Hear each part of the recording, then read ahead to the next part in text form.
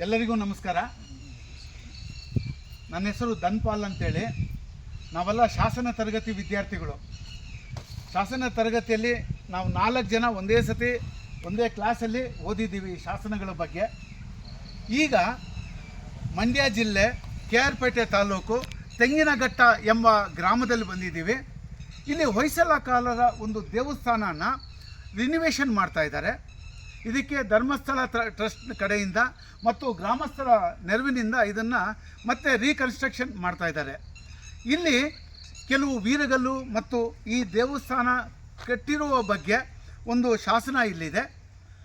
ಇದರ ಬಗ್ಗೆ ಈಗ ನನ್ನ ಗೆಳೆಯನಾದ ಶಶಿಕುಮಾರ್ ನಾಯಕ್ ಆ ಶಾಸನನ ಓದಿ ಈ ದೇವಸ್ಥಾನ ಯಾವಾಗ ಕಟ್ಟಿದ್ರು, ಯಾರ ಕಾಲದಲ್ಲಿ ಇದನ್ನು ಕಟ್ಟಿದ್ದಾರೆ ಅನ್ನೋ ವಿಷಯನೆಲ್ಲ ತಿಳಿಸ್ಕೊಡ್ತಾನೆ. ಶಶಿ, ಇದ್ರ ಬಗ್ಗೆ ಸ್ವಲ್ಪ ಮಾಹಿತಿ ತಿಳಿಸ್ಕೊಡು. ನಮಸ್ಕಾರ. ಈ ಶಾಸನ ಏನಿದೆ, ಇದರ ಶಾಸನ ಪಾಠ ಏನಿದೆ ಅದನ್ನು ನಾನು ಓದ್ತೀನಿ ಈಗ. ಮೊದಲನಾಗಿ ನಮಸ್ತುಂಗ ಶಿರಶ್ಚುಂಬಿ ಚಂದ್ರ ಚಾಮರ ಚಾರವೇ ತ್ರೈಲೋಕ್ಯ ನಗರಾರಂಭ ಮೂರಸ್ತಂಭಾಯ ಶಂಭುವೆ. ಅಂದರೆ ಶಿವನಿಗೆ ಸಂಬಂಧಿಸಿದಂತಹ ಶ್ಲೋಕ ಇದು, ಶಿವನಿಗೆ ಆರಾಧನೆ ಶ್ಲೋಕ ಇದು. ಆಮೇಲೆ ಸ್ವಸ್ತಿ ಶ್ರೀ ಮನುಮಹಾಮಂಡಳೇಶ್ವರಂ ತ್ರಿಭುವನಮಲ್ಲ ತಲಕಾಡು ಗಂಗವಾಡಿ ನೊಲಂಬವಾಡಿಗೊಂಡ ಕೊಂಗು ನಂಗಲಿ ಬನವಾಸೆ ಹಾನುಂಗಲ್ಲು ಉಚ್ಚಂಗಿಗೊಂಡ ಭುಜಬಳ ವೀರಗಂಗಾ ಪ್ರತಾಪ ಹೊಯ್ಸಳ ನಾರಸಿಂಹದೇವರು ದೂರ ಸಮುದ್ರದ ನೆಲವಿಡಿ ನೋಡು ಸುಖ ಸಂಕಟ ವಿನೋದದಿಂ ರಾಜ್ಯಂ ಗೆಯ್ಯುತ್ತ ಮೀರೆ. ಹೊಯ್ಸಳರ ನರಸಿಂಹದೇವರು ರಾಜ್ಯವನ್ನು ಆಳ್ವಿಕೆ ಮಾಡಬೇಕಾದಂತಹ ಸಮಯದಲ್ಲಿ ಈ ಶಾಸನ ಹಾಕ್ಸಿರೋವಂಥದ್ದು. ಮತ್ತು ಶ್ರೀ ನರಸಿಂಹ ಭೂಪ ನೃಪಂ ಅಂತೇಳಿ ಬರೆದಿದ್ದಾರೆ. ಕಾಲ ಹೇಳಿದ್ದಾರೆ ಸಕವರುಷ ಸಾಸಿರದ 55ನೆಯ ಹೇಮಳಂಬಿ ಸಂವತ್ಸರದ ಭಾದ್ರಪದ ಶುದ್ಧ 5 ಬೃಹವಾರದಂದು ತೆಂಗಿನ ಕಟ್ಟದ ಹಡವಳಕೊಳ್ಳಿ ಐಕನ ಸರ್ವಾಂಗಲಕ್ಷ್ಮಿ ಚಾವುಂಡವ್ವೆಯ ಸುಪುತ್ರ ಹಡಳ ಕಾವಣ್ಣನುಂ ಕಂಚಹಡಳನುಂ ಕಾಳೆಯ ನಾಯಕನುಂ ಚಿಕ್ಕಪೇಟೆಯುಂ ಸಮಸ್ತ ವಸುವಿಸ್ತಾರನುಂ ಗುಣಸಂಪನ್ನನುಂ ಪರನಾರಿಪುತ್ರನುಂ ಗೋತ್ರ ಪವಿತ್ರನುಂ ಸತ್ಯರಾಧಯ್ಯನುಂ ವಿಶ್ವೇಶ್ವರ ದೇವರ ಪಾದಾರಾಧಕನುಂ ಹೆಗ್ಗಡೆ ಮಂಜಯ್ಯನು ತೆಂಗಿನ ಕಟ್ಟದ ಹೊಯ್ಸಳೇಶ್ವರ ದೇವಾಲಯ ಮಾಡಿಸಿ. ಹೆಗ್ಗಡೆ ಮಂಜಯ್ಯ ಅನ್ನೋನು ತೆಂಗಿನಘಟ್ಟದಲ್ಲಿ ಹೊಯ್ಸಳೇಶ್ವರ, ಈಗ ಈಶ್ವರ ದೇವಸ್ಥಾನ ಅಂತ ಏನು ಕಟ್ತಿರೋ ಅದು ಹೊಯ್ಸಳೇಶ್ವರ ಅಂತೇಳಿ ಹೆಸರು ಕೊಟ್ಟು ಹೊಯ್ಸಳೇಶ್ವರ ದೇವಸ್ಥಾನವನ್ನು ಮಾಡಿ ಅದರ ಜೊತೆಗೆ ಪಕ್ಕದಲ್ಲಿ ಒಂದು ಕೆರೆನೇ ಕಟ್ಟಿಸ್ತಾನೆ. ಕೆರೆ ಹಿಂದ್ಗಡೆ ಇದೆಯಲ್ಲ ಅದೇ ಕೆರೆ ಇರಬೇಕು. ದೇವಾಲಯ ಮಾಡಿಸಿ ಕೆರೆಯಂ ಕಟ್ಟಿಸಿ ಹೊಯ್ಸಳೇಶ್ವರ ದೇವಸ್ಥಾನಕ್ಕೆ ದೇವರಿಗೆ ಬಿಟ್ಟ ಗದ್ದೆ ಸಲಗೆ 2 ಕೊಳ ಗದ್ದೆ ಬಿಟ್ಟಿದ್ದಾರೆ. 10 ಗದ್ದೆ ಬೆದ್ಲೆಯನ್ನು ಕೊಟ್ಟಿದ್ದಾರೆ. ಮತ್ತು 2 ಕೊಳಗ 14 ಮತ್ತು ಕಲ್ಲಕೆರೆಯ ದೇವರಿಗೆ ಉಪಹಾರಕ್ಕೆ, ಕಲ್ಕೆರೆ ಅನ್ನೋದು ಇನ್ನೊಂದು ದೇವರು, ಅಲ್ಲೊಂದು ದೇವರಿಗೆ ಉಪಹಾರಕ್ಕೆ, ದೇವರ ಉಪಹಾರಕ್ಕೆ ಶಂಕರಾಸಿಗಂ ಪದ್ಮರಾಸಿಗಂ ಧಾರಾಪೂರ್ವಕವಾಗಿ ಬಿಟ್ಟಿದ್ದು. ಅಂದರೆ 12ನೇ ಶತಮಾನದ ಕಾಲ ಇದು. ಆವಾಗ ನರಸಿಂಹ ಆಳ್ವಿಕೆ ಮಾಡ್ತಾ ಇರ್ತಾನೆ. ಅವನ ಕಾಲದಲ್ಲಿ ಈ ದೇವಾಲಯವನ್ನು ಯಾರು ಕಟ್ಟಿದ್ದಾರೆ ಅಂತೇಳಿ ಹೆಸರು ಹಾಕಿದ್ದಾರೆ. ಅಲ್ಲಿಂದ ರಾಜ ಆಳ್ವಿಕೆ ಮಾಡಬೇಕಾದ್ರೆ ಇಲ್ಲೊಬ್ಬರು ಮಂಜಯ್ಯ ಹೆಗ್ಗಡೆ ಮಂಜಯ್ಯ ಅನ್ನೋನು ಈ ಹೊಯ್ಸಳೇಶ್ವರ ದೇವಸ್ಥಾನನ ಕಟ್ಟಿ ಇಲ್ಲಿ ಗದ್ದೆ ಮತ್ತು ಬೆದ್ಲನ್ನು ದಾನವಾಗಿ ಕೊಟ್ಟಿದ್ದಾನೆ. ಅಂದರೆ ದೇವರ ದಿನ ಪೂಜೆ ಪುನಸ್ಕಾರ ನಡಿಬೇಕು ಅಂತೇಳಿ ಇಷ್ಟು ಗದ್ದೆನ ಮತ್ತು ಇಷ್ಟು ಬೆದ್ಲು ಜಮೀನನ್ನು ದೇವಸ್ಥಾನಕ್ಕೆ ದಾನ ಕೊಟ್ಟಿದ್ದಾನೆ. ಜೊತೆಗೆ ಕೆರೆ ಕೂಡ ಕಟ್ಟಿಸಿದ್ದಾನೆ. ಇಷ್ಟು ಮಾಹಿತಿ ಇರೋವಂಥ ಶಾಸನ ಇದ್ರಾಗಿದೆ. ಜೊತೆಗೆ ಇಷ್ಟೇ ಅಲ್ಲ, ಮತ್ತು ಕಿಕ್ಕೇರಿಯ ಹಾಲೋಜನ ಮಗ ಬೊಮ್ಮೋಜ ಅವರಿಗೆ ದಾನವಾಗಿ ಕೊಟ್ಟಿದ್ದಾರೆ. ಧಾರಾಪೂರ್ವಕ ಮಾಡಿ ಈ ದಾನ ಯಾರಿಗೆ ಕೊಟ್ಟಿದ್ದಾರೆ ಅಂದರೆ ಕಿಕ್ಕೇರಿಯ ಹಾಲೋಜನ ಮಗ ಬೊಮ್ಮೋಜ ಅನ್ನೋನು. ಅಂದರೆ ಪೂಜೆ ಮಾಡ್ತಿರ್ತಾರಲ್ಲ, ದೇವರು ಪೂಜೆ ಮಾಡೋರಿಗೆ ಕೊಟ್ಟಿರೋಂಥದ್ದು, ಅವ್ರಿಗೆ ಕೊಟ್ಟಿದ್ದಾರೆ. ಬಿಟ್ಟ ಗದ್ದೆ ಸಲಗೆ 1 ಕೊಳ ಮತ್ತು 10 ಕೊಳಗ ಬೆದ್ದಲೆ ಇಷ್ಟು ಜಮೀನನ್ನು ದಾನವಾಗಿ ಕೊಟ್ಟಿದ್ದಾರೆ.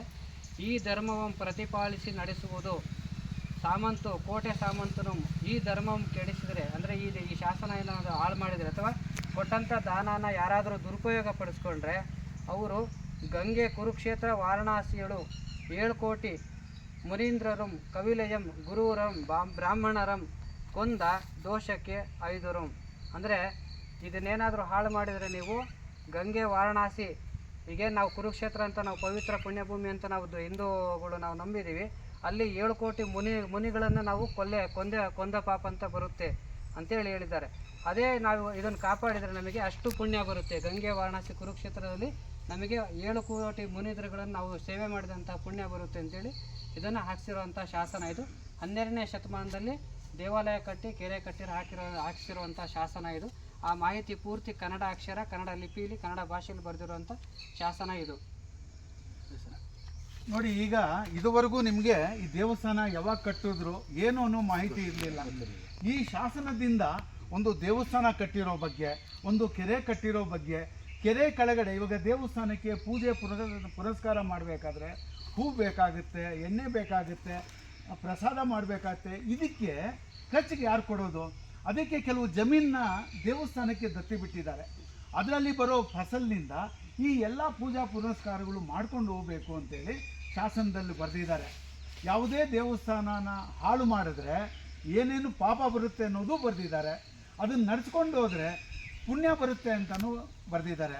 ನೀವೆಲ್ಲ ಈ ಥರ ಪಾಳು ಬಿದ್ದ ದೇವಸ್ಥಾನಕ್ಕೆ ಧರ್ಮಸ್ಥಳದ ಟ್ರಸ್ಟ್ ವತಿಯಿಂದನೂ ಸ್ವಲ್ಪ ಹಣ ಬಂದು ನೀವು ಗ್ರಾಮಸ್ಥರೆಲ್ಲ ಸೇರೋದ್ರಿಂದ ನಿಮಗೆಲ್ಲ ಕಾಶಿಯಲ್ಲಿ, ಕುರುಕ್ಷೇತ್ರದಲ್ಲಿ ಈ ಕಡೆ ಎಷ್ಟೋ ಋಷಿವರ್ಯರಿಗೆ ಪೂಜೆ ಮಾಡಿದ ಫಲ ನಿಮ್ಗೆ ಸಿಗ್ತಾ ಇದೆ.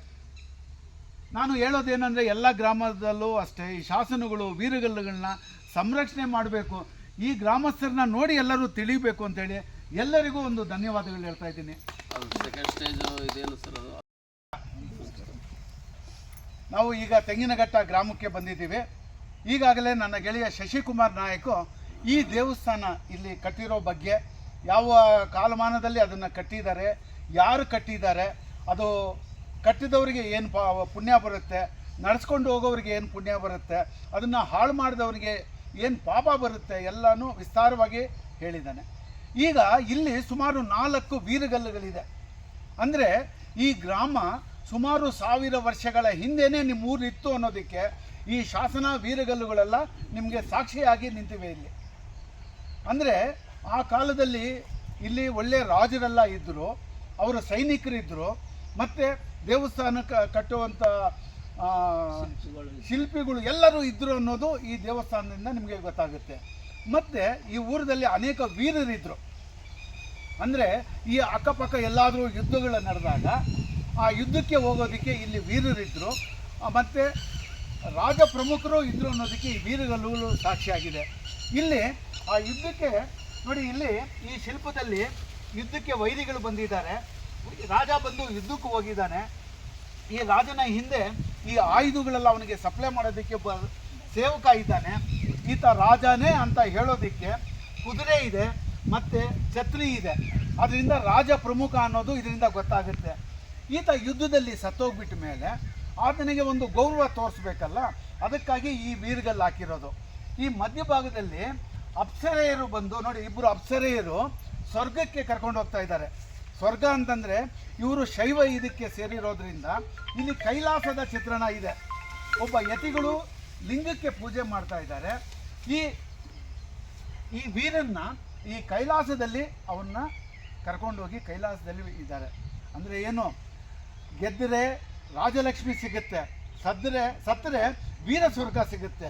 ಆ ರೀತಿ ಕೈಲಾಸಕ್ಕೆ ಹೋಗಿ ಇದ್ದಾರೆ. ನೋಡಿ, ಇಲ್ಲಿ ಒಂದು ಕುಂಭ ಇದೆಲ್ಲನೂ ಕೆತ್ತಿದ್ದಾರೆ. ಇದು ಒಂದು ವೀರಗಲ್ಲು. ಇದೇ ರೀತಿ ಇನ್ನೊಂದು ವೀರಗಲ್ಲಿದೆ ನೋಡಿ, ಇನ್ನೊಬ್ಬ ವೀರ ಕೂಡ ಸ್ವಲ್ಪ ಈ ಕಡೆ ಬನ್ನಿ. ಅದೇ ರೀತಿ ನೋಡಿ, ಇಲ್ಲಿ ಭಯಂಕರ ಯುದ್ಧ ಮಾಡ್ತಾ ಇದ್ದಾನೆ. ವೈರಿಗಳನ್ನೆಲ್ಲ ಇನ್ನು ಸ್ವಲ್ಪ ವೈರಿಗಳನ್ನೆಲ್ಲ ಹೊಡೆದು ಕೆಳಗೆ ಉರುಳಿಸಿದ್ದಾನೆ. ಭಯಂಕರವಾದ ಯುದ್ಧ ನಡೆದಿದೆ. ಇಲ್ಲೂ ಅಷ್ಟೇ ಅಪ್ಸರೆಯರು ಕೈಲಾಸಕ್ಕೆ ತಗೊಂಡೋಗಿದ್ದಾರೆ. ಕೈಲಾಸದ ಚಿತ್ರಣ ಇದೆ. ಕೈಲಾಸದಲ್ಲಿ ಲಿಂಗಕ್ಕೆ ಎಷ್ಟು ಚೆನ್ನಾಗಿ ಪೂಜೆ ಮಾಡ್ತಾ ಇದ್ದಾರೆ ನೋಡಿ. ಮತ್ತು ಅವನು ಕೈಲಾಸದಲ್ಲಿ ಅವನ್ನ ಕರ್ಕೊಂಡೋಗಿ ಕುಂಡ್ರಿಸಿದ್ದಾರೆ. ವೀರನಿಗೆ ಸಿಗುವಂಥ ಅತ್ಯುನ್ನತ ಪದವಿ ಗೌರವ ಅಂತಂದರೆ ಅವನು ಕೈಲಾಸಕ್ಕೆ ಸೇರಿದ್ದಾನೆ ಅಂತೇಳಿ. ಮತ್ತು ಈ ಊರಲ್ಲಿ ಅನೇಕ ಹಸು ಕರು ಸಾಕ್ತಾಯಿದ್ರು. ಹಾಗಲ್ಲ, ಅದರಿಂದನೇ ಜೀವನ ಮಾಡ್ತಾಯಿದ್ರು. ಎತ್ತುಗಳಿಂದ ಹೊಲ ಉಳ್ತಾಯಿದ್ರು. ಹಸು ಕರುಗಳಿಂದ ಹಾಲು ಇದೆಲ್ಲ ಒಂದು ಅವರು ಸಂಪಾದನೆ ಆಗ್ತಾಯಿತ್ತು, ಜೀವನನೂ ನಡೀತಿತ್ತು. ಈಗ ಈ ಊರನ್ನು ನಾಶ ಮಾಡೋದಕ್ಕೆ ಕೆಲವು ವೈರಿಗಳು ಪ್ರಯತ್ನ ಮಾಡಿದ್ದಾರೆ. ಆಗ ಬಂದುಬಿಟ್ಟು ಈ ಹಸು ಕರುಗಳನ್ನ ಹೊಡ್ಕೊಂಡು ಹೊರಟೋಗ್ತಾ ಇದ್ರು. ಆವಾಗ ಈ ಊರೇ ನಾಶ ಮಾಡೋದಕ್ಕೆ ಇದು ಒಂದು ಈಸಿ ಮೆಥಡ್ ಅದು. ಆವಾಗ ಏನು ಮಾಡ್ತಾನೆ, ಈ ಊರಿನ ವೀರ ಹೋಗಿ ಅವರ ವಿರುದ್ಧ ಹೋರಾಡಿ ಹಸುಗಳನ್ನ ವಾಪಸ್ ತಂದು ಅವನು ಸತ್ತಿದ್ದಾನೆ. ಅವನು ಕೂಡ ಒಂದು ವೀರಗಲ್ಲು ಹಾಕಿದ್ದಾನೆ. ಇದಕ್ಕೆ ತುರುಗೋಳು ವೀರಗಲ್ಲು ಅಂತ ಕರೀತಾರೆ. ನೋಡಿ, ಹಸುಗಳನ್ನ ಹೊಡ್ಕೊಂಡು ಬಂದಿರೋದು ಹಿಂದೆ ಹಸುಗಳು ನೋಡಿ, ಸ್ವಲ್ಪ ಹಿಂದೆ ಬಂದಿರೋದು ಹಸುಗಳನ್ನ ಕರ್ಕೊಂಡು ಬಂದಿದ್ದಾನೆ ಯುದ್ಧದಲ್ಲಿ ಹೋರಾಡಿ. ಅವನು ಕೂಡ ಸತ್ತಿರೋದಕ್ಕೆ ಕೈಲಾಸಕ್ಕೆ ಹೋಗ್ತಾ ಇದ್ದಾನೆ. ನೋಡಿ, ಕೈಲಾಸದ ಚಿತ್ರಣ ಇದೆ. ಅಲ್ಲಿ ಕೂಡ ಕೈಲಾಸದಲ್ಲಿ ಆ ವೀರನ್ನ ಕರ್ಕೊಂಡೋಗಿ ಕೈಲಾಸದಲ್ಲಿ ಕುಂಡಿಸಿದ್ದಾರೆ. ಇದು ಅಷ್ಟೇ, ಅದೇ ರೀತಿ ಒಂದು ಯುದ್ಧದ ಸನ್ನಿವೇಶ ಇದೆ. ಇದರಲ್ಲೂ ಕೈಲಾಸಕ್ಕೆ ಹೋಗುವಂಥ ಚಿತ್ರಣ. ಅಂದರೆ ಇದರಿಂದ ಏನೋ ಗೊತ್ತಾಗುತ್ತೆ ಅಂದರೆ, ನಿಮ್ಮ ಊರಲ್ಲಿ ಅನೇಕ ವೀರರಿದ್ದರು, ವೀರಾವೇಶದಿಂದ ಹೋರಾಡಿದ್ರು. ಅಂತಹ ವೀರರಿದ್ದ ಊರು ನಿಮ್ಮೂರು. ಈ ತೆಂಗಿನಘಟ್ಟ ಅನ್ನೋದು ಸುಮಾರು 1000 ವರ್ಷಗಳ ಇತಿಹಾಸ ಹೇಳ್ತಾ ಇದೆ. ಈ ಸ್ಮಾರಕಗಳನ್ನ ಹಂಗೆ ಮಣ್ಣಲ್ಲಿ ಹೋಗ್ಬೇಕಾ, ಇಲ್ಲಾಂದರೆ ಏನಾದರೂ ಸಂರಕ್ಷಣೆ ಮಾಡ್ತೀರಾ ನೀವು? ಸಂರಕ್ಷಣೆ ಮಾಡಿ ಮುಂದಿನ ಜನಾಂಗಕ್ಕೆ ಆ ವೀರರು ಎಲ್ಲರನ್ನೂ ನೆನೆಸ್ಕೊಳ್ಬೇಕು. ನಾವು ಮುಂದಿನ ಜನಾಂಗನೂ ಅವ್ರನ್ನೆಲ್ಲ ನೆನೆಸ್ಕೊಳ್ಬೇಕು. ಆ ರೀತಿ ನೀವೆಲ್ಲ ಮಾಡ್ತೀನ ಅನ್ನೋ ನಂಬಿಕೆ ನನಗಿದೆ. ಎಲ್ಲರಿಗೂ ಧನ್ಯವಾದಗಳು. ತೆಂಗಿನಘಟ್ಟ ಗ್ರಾಮದ ದೇವಸ್ಥಾನದ ಮುಂಭಾಗದಲ್ಲಿ ಭೈರವನ ಶಿಲ್ಪ ಇದೆ. ಸಾಮಾನ್ಯವಾಗಿ ಭೈರವ, ಅದಕ್ಕೆ ಕಾಲಭೈರವ ಅಂತಲೂ ಕರೀತಾರೆ. ಅದು ಸಾಮಾನ್ಯವಾಗಿ ಶಿಲ್ಪ ನಗ್ನವಾಗಿರುತ್ತೆ. ಅದೇ ರೀತಿ ನಗ್ನವಾಗಿ ಈ ಶಿಲ್ಪ ಇದೆ. ಸಾಮಾನ್ಯವಾಗಿ ಪಕ್ಕದಲ್ಲಿ ನಾಯಿ ಶಿಲ್ಪ ಇರುತ್ತೆ. ಆದರೆ ಇಲ್ಲಿ ಒಬ್ಬ ರಾಕ್ಷಸನ ರಕ್ತ ಕುಡಿಯೋ ರೀತಿಯಲ್ಲಿದೆ. ಈ ಶಿಲ್ಪದ ಬಗ್ಗೆ ನನ್ನ ಸಹಪಾಠಿಯಾದ ಮೈತ್ರೇಯಿ ಅನ್ನೋರು ಅದರ ಬಗ್ಗೆ, ಶಿಲ್ಪದ ಬಗ್ಗೆ ವಿವರ ಕೊಡ್ತಾರೆ. ಇದು ಭೈರವನ ಶಿಲ್ಪ. ಸಾಧಾರಣವಾಗಿ ಹೊಯ್ಸಳ ದೇವಾಲಯದಲ್ಲಿ ಭೈರವ ಶಿಲ್ಪ, ಸಪ್ತಮಾತೃಕೆಯರ ಶಿಲ್ಪ ಕಂಡು ಬರುತ್ತದೆ. ಇದರಲ್ಲಿ ಭೈರವ ನಗ್ನನಾಗಿದ್ದಾನೆ. ಅವನಿಗೆ ರುಂಡ ಮಾಲೆ ಇದೆ, 4 ಕೈಗಳಿದೆ, ತ್ರಿಶೂಲ, ಚಂಡೆ, ಖಡ್ಗ ಮತ್ತು ಕಪಾಲ ಇರ್ತದೆ. ಮತ್ತು ಒಂದು ರುಂಡ ಕೈಯಲ್ಲಿ ಹಿಡ್ಕೊಂಡಿದ್ದಾನೆ. ಅದರಲ್ಲಿ ರಕ್ತ ತೊಟ್ಟಿಕ್ಕುತ್ತದೆ. ಅದನ್ನು ಒಂದು ನಾಯಿ ಕುಡಿತಾ ಇರುತ್ತೆ. ಹಾಗೆ ಬೇತಾಳಗಳು ಮತ್ತು ಒಂದು ನಾಗ ಸುತ್ತಿಕೊಂಡಿರುತ್ತೆ, ಸುತ್ತಲೂ ನಾಗ ಇರುತ್ತೆ. ಈ ಶಿಲ್ಪ ಬಹಳವಾಗಿ ಹೊಯ್ಸಳರ ದೇವಾಲಯಗಳಲ್ಲಿ ಕಂಡುಬರುವ ಶಿಲ್ಪ ಇದು. ಇದಕ್ಕೆ ಇನ್ನೊಂದಂದರೆ ಪಾದರಕ್ಷೆ ಇರುತ್ತೆ. ನಗ್ನವಾಗಿರುತ್ತೆ, ಆದರೆ ಪಾದರಕ್ಷೆ ಇರುತ್ತೆ. ಈ ಶಿಲ್ಪಕ್ಕೆ ಬಹಳ ವಿಶೇಷವಾದ ಶಿಲ್ಪ. ಧನ್ಯವಾದಗಳು.